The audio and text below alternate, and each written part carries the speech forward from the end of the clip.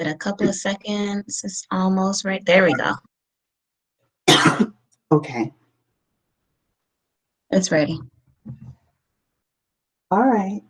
Well, good morning, everyone. My name is Gail Diedrich. For those who don't know me, my name is Gail Diedrich, and I'm your health engagement nurse with UnitedHealthcare. And today we're going to do a presentation on mental health and emotional well-being.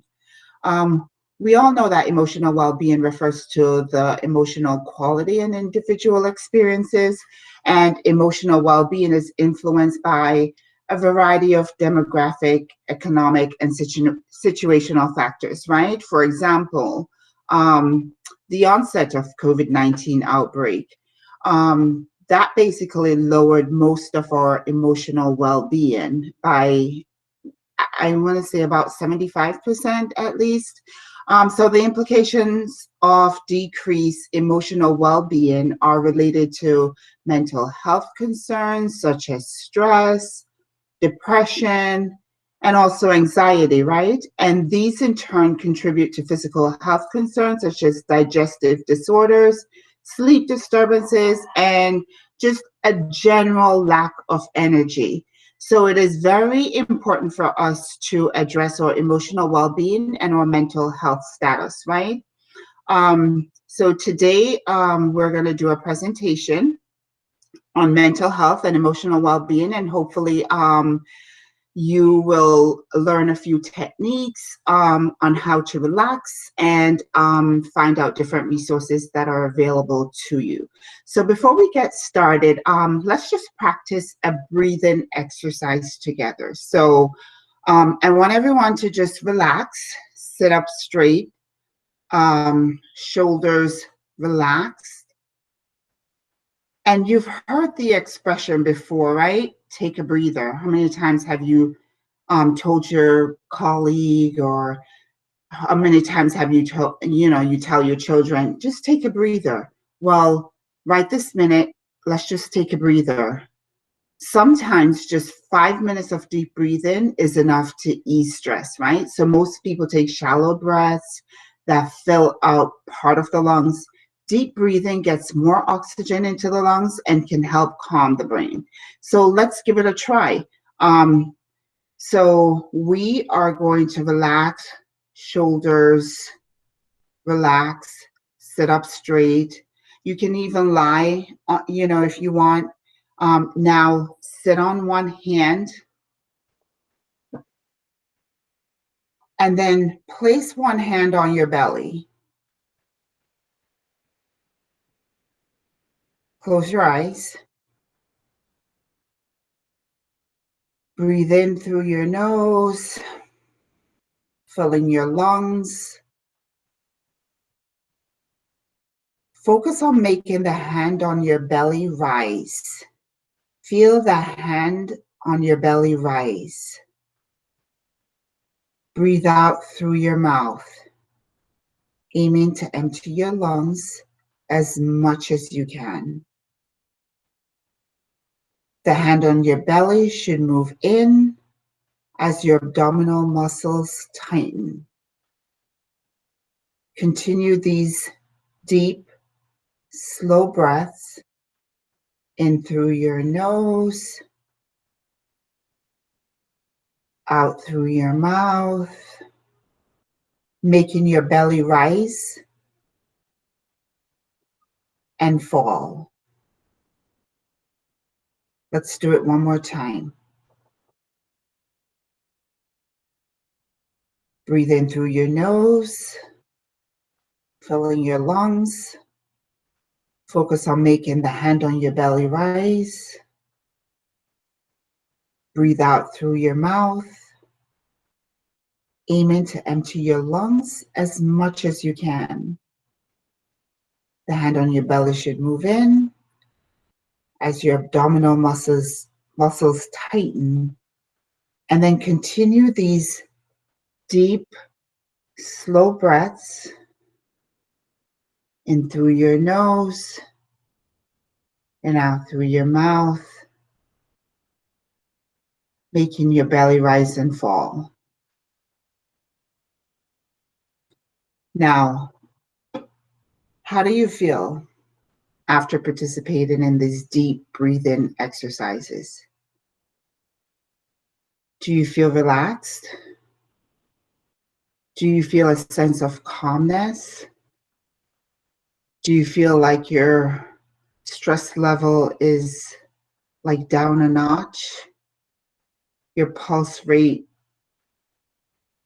is steady, beating slower? You feel revived, like you have more oxygen to your brain and your lungs and your heart?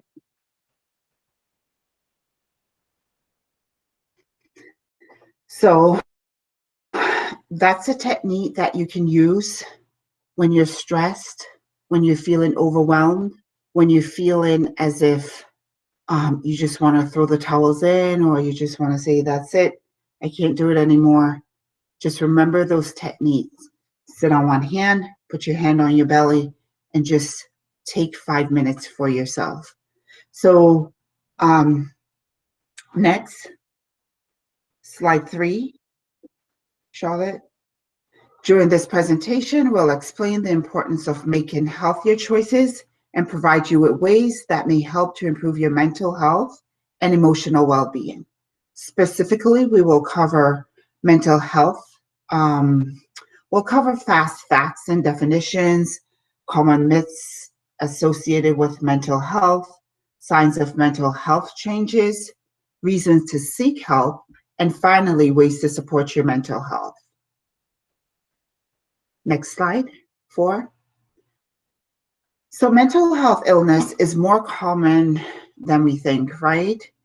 It is actually estimated that 50% of all Americans will be diagnosed with a mental health illness or disorder at some point in their life. 1 in 5 adults in the US will experience a mental illness within a given year. And 1 in 5 children have currently or had experienced a seriously debilitating mental health illness. I'm sure we have all known someone who have suffered from mental health, whether it's depression, anxiety, whether it's from economics, financial, emotional, could be a divorce, and just what we're going through right now, right? A pandemic. It is absolutely normal. Let's look at slide 4.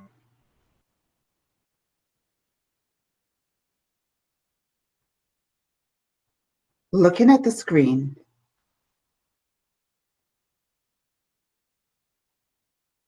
is this surprising? Or did you experience or are you aware of how serious mental health is and how it affects your loved ones, your colleagues, your children? And not everyone is strong enough to voice their opinion. Not everyone is strong enough to seek help. There's always a stigma associated with mental illness. So people are less likely to come forward to share their feelings. So it's very important for us to talk to our colleagues or friends or families or children and just ask them, how are you feeling? You know, it's okay to share your feelings. It's okay to feel sad. It's okay to feel angry. It's okay to feel depressed and anxious. Talk about it. Encourage your family and friends to talk about it. Moving on to slide 5, we'll just go over a few definitions. So mental health and mental illness are often used interchangeable. However, they have different meanings, right? So mental health is or emotional, psychological, and social well-being. It can affect how we think, feel, and act. It also affects how we manage stress related to others and navigate situations in our lives. It can change throughout our lives. Mental health is important at every stage in life, from infancy through adulthood. Mental illness is a diagnosable health condition in which there are alterations in thinking, mood, and behavior, right? So mental illness is associated with impaired functioning. Some examples of mental illness include anxiety, um, depression, postpartum depression, bipolar disorder, schizophrenia. That's just to name a few. Mental illness can last for a short time. It can come and go throughout our lives or remain with someone throughout their life, right? So many individuals are able to recover and or manage their mental illness, and others just lack coping techniques, or it just might overcome their feelings. So moving on to slide 6, I want to say why mental health matters. It matters, right? It matters because poor mental health affects our relationships with others. It even affects our relationship with ourselves, right? It impacts our ability to reach out and actually give our full potential. It can impair the way we cope with stress. Poor mental health is associated with chronic disease such as diabetes, heart disease, stroke, and certain types of dementia. Moving on to slide 7, I just want you to take a look at this slide. So there are myths surrounding mental health, right? So one of the things that I hear most often when I meet with people is mental health problems do not affect me. That's the first thing that they will say, right? So that's a myth. As stated previously, 1 in 5 Americans will experience a mental illness in a given year, right? And suicide is the 10th leading cause of death in the United States. Another myth that I hear a lot is that mental health problems do not affect children. Well, for those of you who have children, you know this is just a myth, right? As stated previously, 1 in 5 children currently or previously experience a mental illness within a given year, and 50% of mental health illness signs show before age 14, and 75% of mental health illness is diagnosed before age 24. So it's very common among young children, and they can show warning signs of mental illness too. And the warning signs may be a result of biological, psychological, and social factors. And many children go undiagnosed. Early identification of mental illness and treatment can improve the well-being and development of a child. So it's important for us to speak to our children, and it's very important for us to encourage them to share their feelings, and most of all, listen to your children. Another myth is people with mental health problems are violent and they're unpredictable. That's not true. Most people with mental illness are not violent. In fact, only 3 to 5% of violent acts can be attributed to someone diagnosed with serious mental illness. So you may know someone who has mental illness, but do not realize it. You may know someone who has it, but you may not realize it because people with mental illness are active. They engage in our community. They go to our church. They work amongst us. They are at our jobs. They're our family members, and they're also our children. So that is not true. How many times have you seen someone with mental illness, or you've seen someone who is anxious, who is depressed, who will mostly isolate themselves? So that is not true. Do not stigmatize people, and do not think that people with mental illness, that they're violent and that they're unpredictable. They are the same ones who are around us every day, in our jobs, in our homes, and in our surroundings, right? Another myth that I hear a lot is personality weakness or character flaws causes mental health problems. People can snap if they want to. They can snap out of it if they want to. If they try hard enough, if you try hard enough, you can overcome anxiety. You can overcome your depression. You're weak. If you don't deal with it, then you're weak. That is so not true. That is not true, and that is the biggest, one of the biggest stigmas. That is such a myth, and we need to be mindful, and we need to be conscious of how we deal with people and how we speak to them, because you never know what someone is going through, have gone through, and what they're currently feeling at that present moment, right? So we need to be kind to each other. And personality weakness or character flaws are definitely not causes of mental illness. Another myth is there's no hope for people with mental health problems. Once a family member or friend develops mental health problems, then he or she will never recover. Well, per the U.S. Department of Health and Human Services, studies show that people with mental health problems can get better.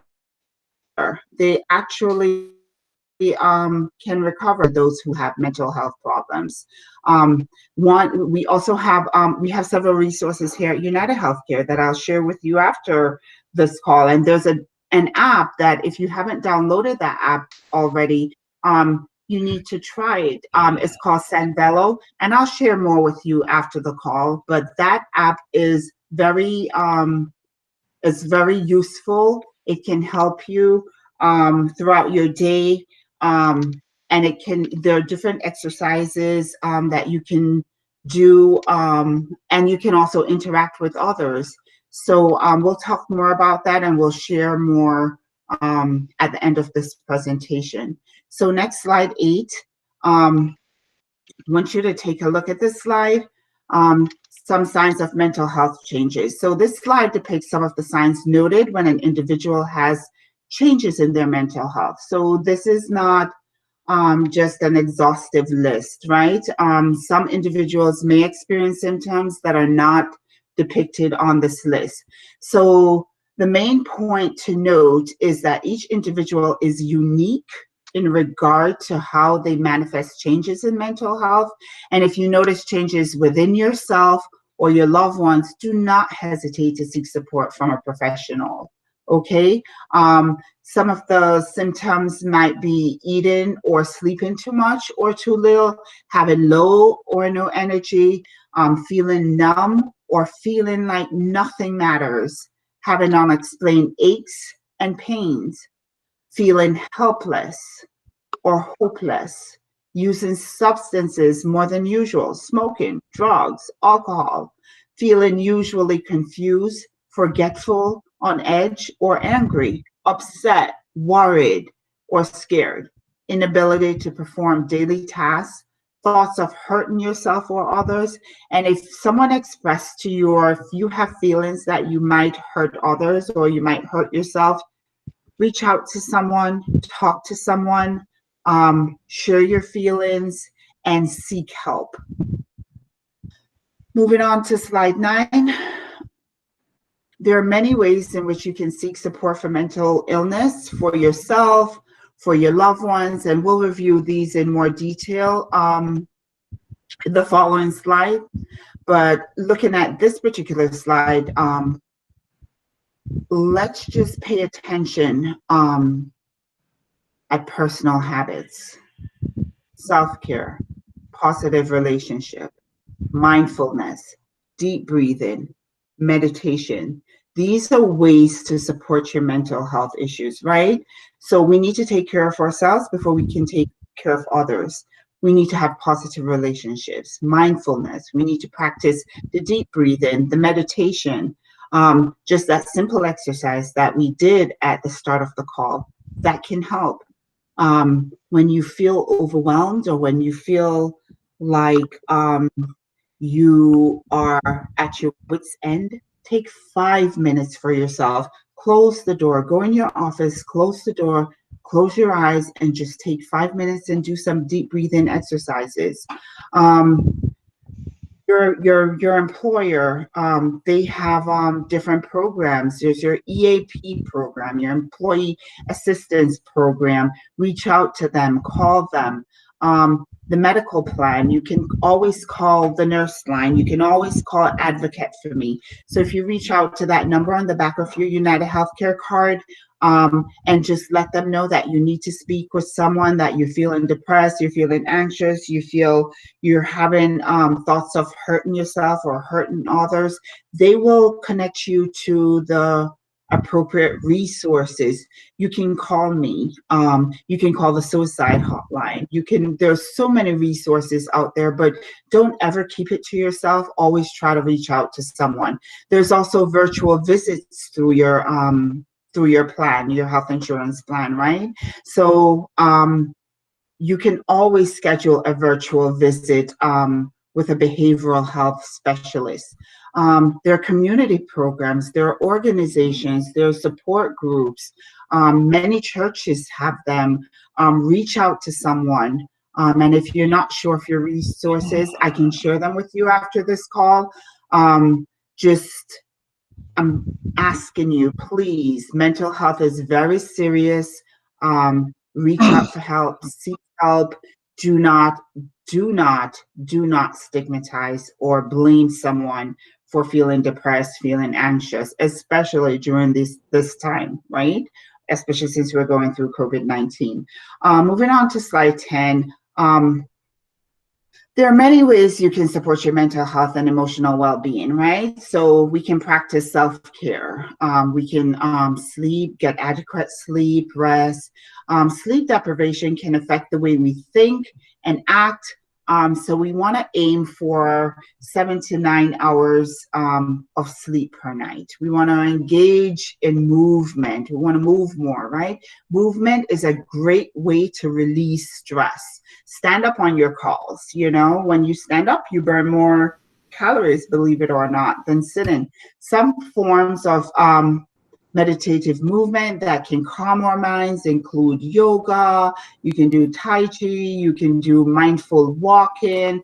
Put your headsets in your ear and, you know, go for a walk. Listen to some music.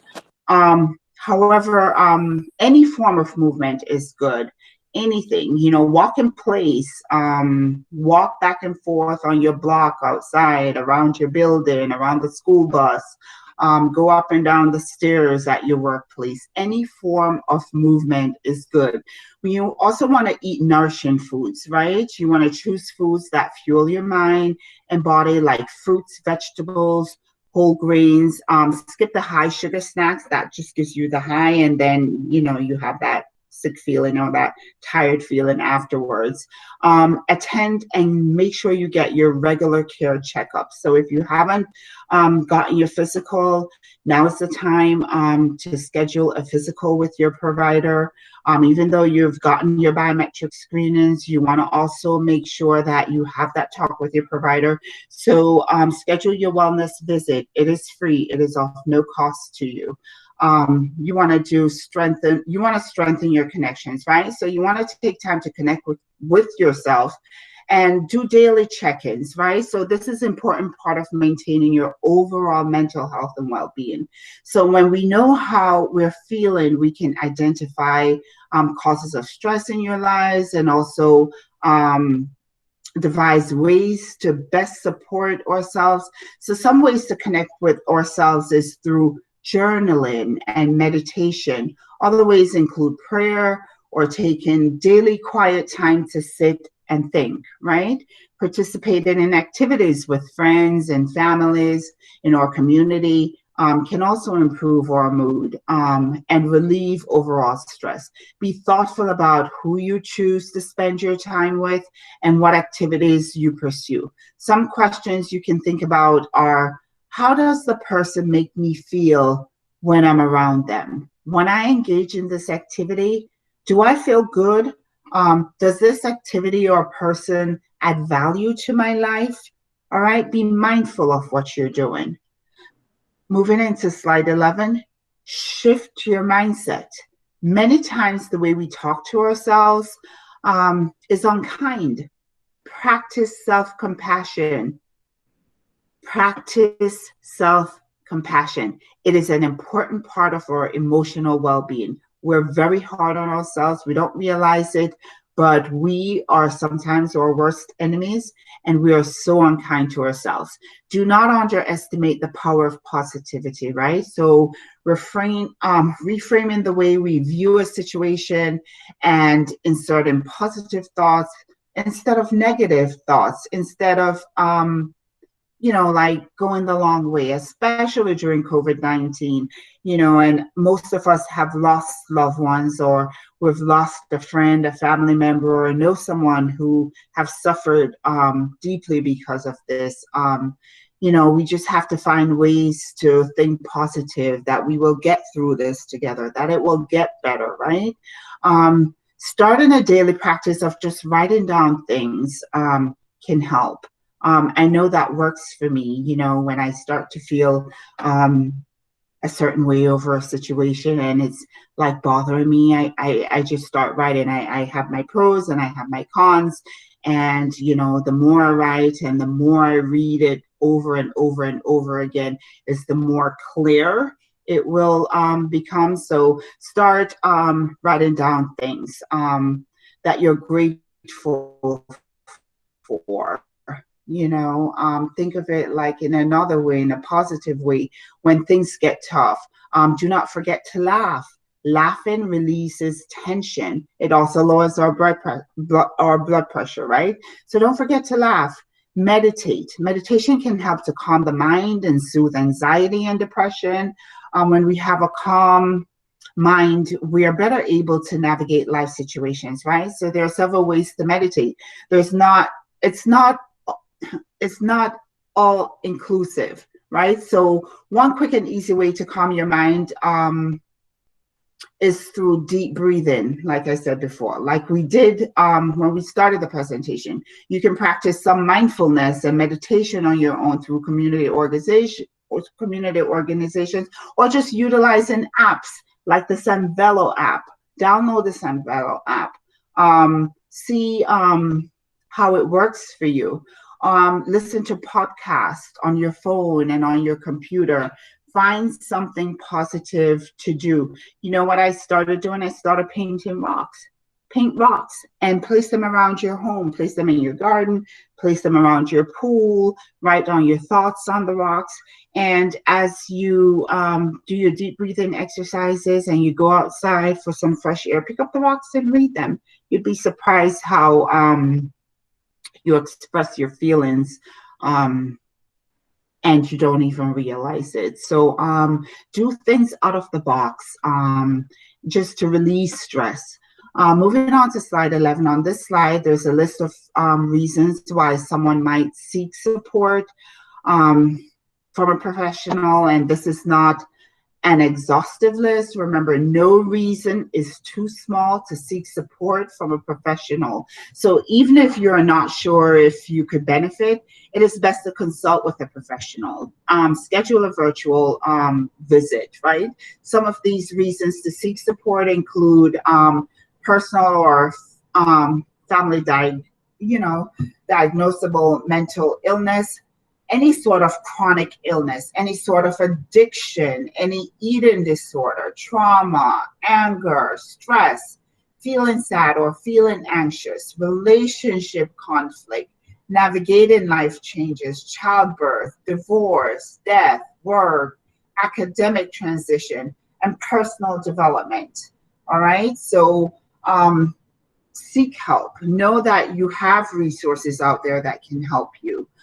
Moving into slide 13, we're going to do a group activity, right? So everyone take some time right now to write down 5 things that you're grateful for in your life.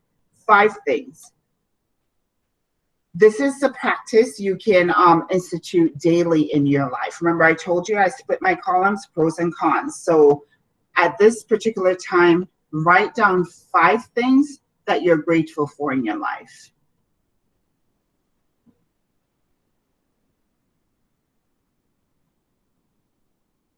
When we're feeling stressed or overwhelmed, we're able to remember all the things that bring us joy. I actually bought some rocks and That's what I did. I would write down what I'm grateful for on the rocks. I would paint them different colors and place them in my garden. I did this activity with my niece. So at this particular time, write down 5 things that you're grateful for.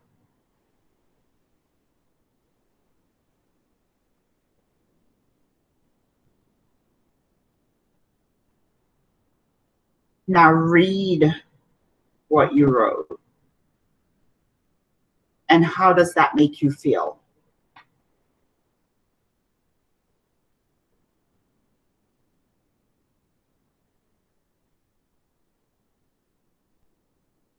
Did it make you feel good? Did it make you feel sad? Did you not have any feelings? Are you confused? 5 things that you're grateful for. Family, grateful for life, grateful for health, grateful for your job, and grateful for family and friends. Grateful for a roof over your head, grateful for good friends, grateful to be able to provide food on your table, to be able to pay the bills, grateful to be able to go up and down the stairs, grateful to be healthy and not have any comorbidities, having comorbidities, but living with them and controlling them, not letting your conditions overcome you. You're in control of your health.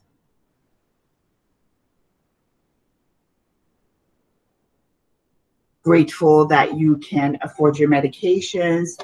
Grateful that you have a job. Grateful that you have health insurance. Grateful that you have clean water. Grateful that you have fresh air, and grateful for freedom. There's so many things to be grateful for. Try it.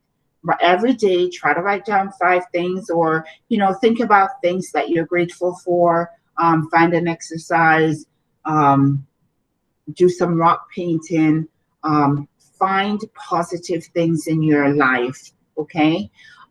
Moving on to slide 15. If you have the UHC plan, you can search for in-network providers through myuhc.com or on the Health for Me app.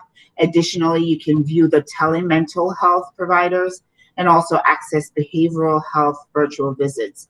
If you are not familiar how to do that, please reach out to me.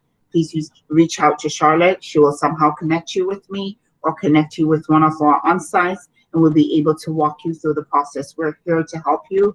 We're resources that are available to you. Reach out to us. If we're not available, if it's after office hours, call that number on the back of your health insurance card, and a health advocate will connect you to a nurse or provider, and they'll be able to help you and also walk you through how to connect with a behavioral therapist.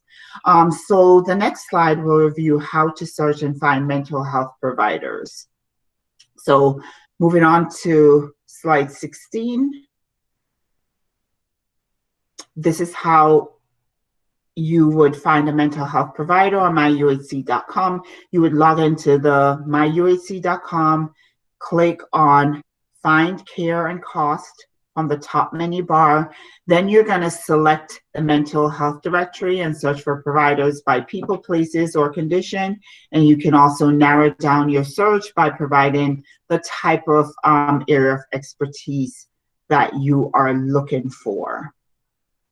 You can always reach out, like I said, to myself or the number on the back of your card, Advocate for Me, to Charlotte. You can reach out to Farah or Shanti, one of our on-sites. We at UnitedHealthcare are here to provide resources for you. Moving into 17, there are many community organizations that you can tap into for help and support, right? Your mental health and emotional well-being is very important. It affects your health tremendously, so you definitely need to take care of yourself.